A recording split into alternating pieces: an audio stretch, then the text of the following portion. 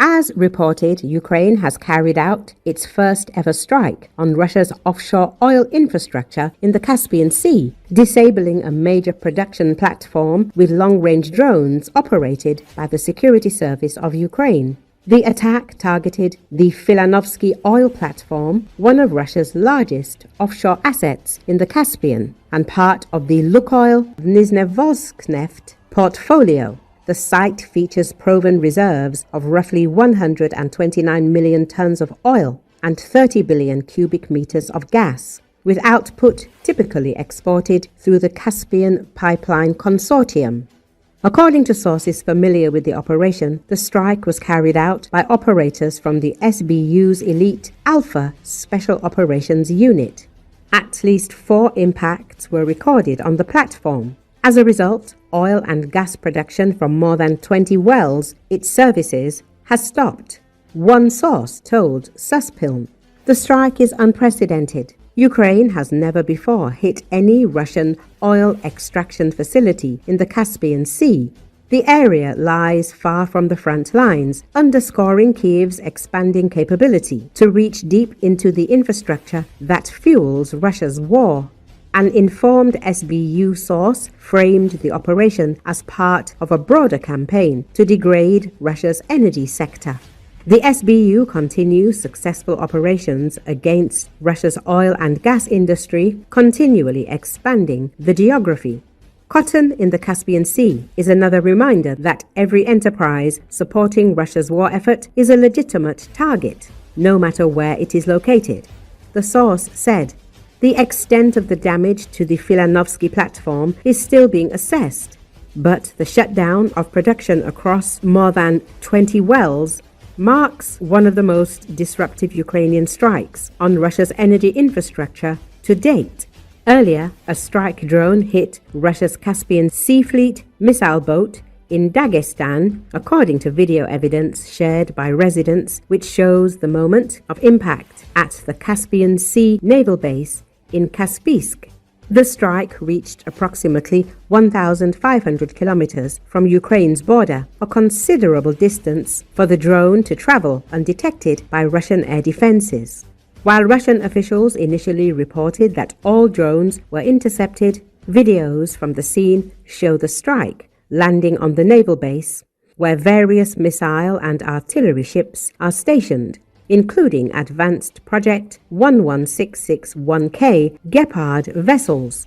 The Caspian Fleet's missile-carrying vessels include Gepard boats, Project 21631 Buyan M corvettes, and the Project 22800 missile corvettes, each equipped with vertical launchers for 8-caliber cruise missiles. These missiles have been used to strike Ukraine from the Caspian Sea. Experts confirm damage to a Project 12411 missile boat armed with 4 Kh-35 anti-ship missiles, a 76mm automatic AK-176 gun, 2 AK-630M 6-barrel 30mm anti-aircraft artillery systems, and portable Strela 3 or Verba manpads. This vessel serves primarily as a light attack boat targeting surface vessels with limited strike and air defense capabilities. According to official reports, the Caspian Fleet no longer maintains this missile boat model, suggesting that it could be either a reserve unit or stored as a surplus. These attacks are causing panic in the North Caucasus.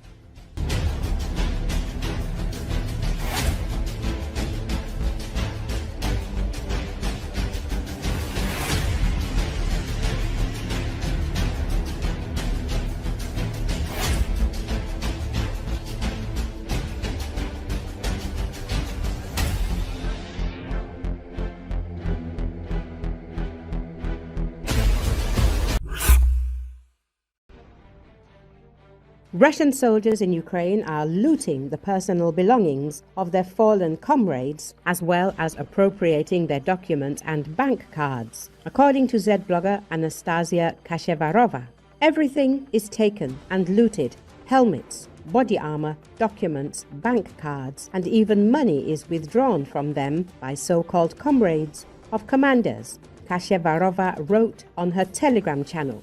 According to her, in some cases, the belongings are stored at the military unit for several weeks, after which they are still looted. Moreover, when families of the fallen inquire, units and headquarters often respond that they have no knowledge of where the person died or where their belongings are. Kashevarova cited a case in which soldiers stole not only a deceased soldier's personal phone, passport, bank card, and defense ministry contract, but also a book of Mao Zedong quotations. It turns out that his relatives have no grave, no record of his death, and no annotated book he constantly read. And his fellow soldiers, like crows, stole everything that was left of him, noted the Z activist. She expressed outrage at this situation, reminding everyone that this is the sovereign's army, not a rabble, and called for stricter discipline, even if there are many random people with low morale and a lack of understanding of military brotherhood in the Russian armed forces. Earlier, one of the most prominent Z bloggers, Yuri Podolyaka, stated that the Russian army, after almost 4 years of war, has still not managed to establish a basic supply of underwear and socks for service members. According to him, volunteers continue to meet most of these needs. Meanwhile, the Ministry of Defense is aware of the problem, but can't do anything, Podolyaka emphasized. Supply problems in the Russian armed forces are systemic. Back in June, the pro-government newspaper Lenta.ru reported that Russian service members participating in the invasion of Ukraine were forced to spend almost their entire salaries of 200,000 to 300,000 rubles on front-line needs. According to the publication, soldiers are purchasing food, ammunition, gasoline, equipment, including electronic warfare systems at their own expense, and even paying for the funerals of their comrades.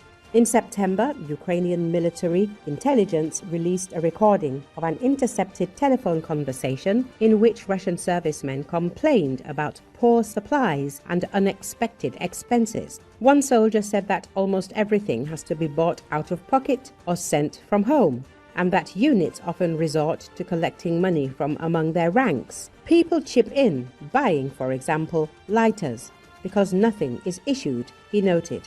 Russian soldiers from the 30th Separate Motorized Rifle Brigade are looting the bodies of their fallen comrades, and unit discipline is collapsing amid heavy losses and repeated rotations, according to the partisan movement Atesh. Atesh said its agents within the brigade have documented cases in which, after a soldier is killed, fellow servicemen search the body and take anything of value, including money, phones, elements of equipment, ID medallions, and personal belongings. For them, the death of a fellow serviceman is an opportunity to profit, not a reason for compassion, the group said.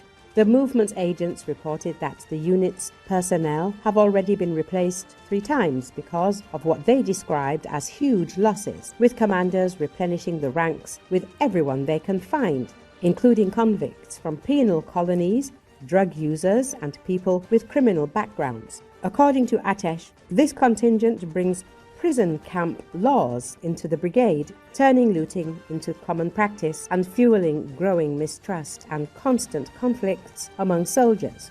The agents concluded that such an atmosphere was destroying discipline in the unit, leaving each soldier focused only on personal gain, with cohesion absent and the brigade's combat effectiveness falling sharply.